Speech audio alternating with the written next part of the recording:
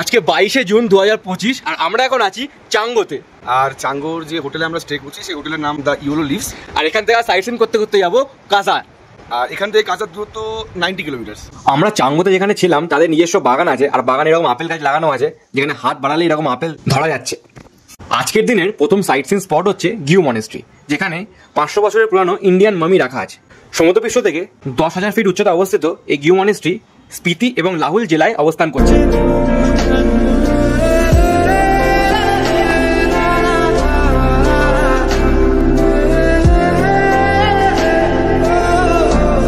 গিউ মনেস্ট্রির পর আজকের দিনে আমাদের পরবর্তী সাইট সিন স্পট হচ্ছে তাবো মনেস্ট্রি।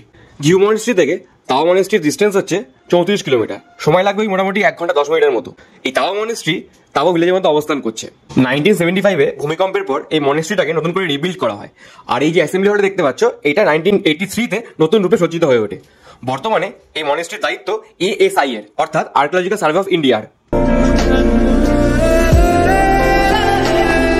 তাবো মনেস্ট্রি দেখার পর আজকের দিনে পরবর্তী সাইট সিন স্পট হচ্ছে ধাঙ্কার মনেস্ট্রি।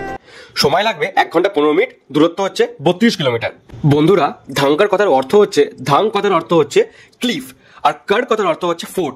সো ধাঙ্কার কথার অর্থ হচ্ছে fort on a cliff. 17th সেঞ্চুরিতে এই স্পিতি ভ্যালির ট্র্যাডিশনাল ক্যাপিটাল ছিল ধাঙ্কার ভিলেজ। ধাঙ্কার মনেস্ট্রি থেকে 2 কিলোমিটার ট্রেকিং পথে ধাঙ্কার লেক আছে। স্থানীয়রা মনে করে এই লেকের জল খুবই পবিত্র। ধাঙ্কার মনেস্ট্রি দেখার পর আজকে আমরা কাজায় স্টে করব। এখান থেকে কাজার দূরত্ব হচ্ছে 34 কিলোমিটার। সময় লাগবে 1 ঘন্টা 25 মিনিট।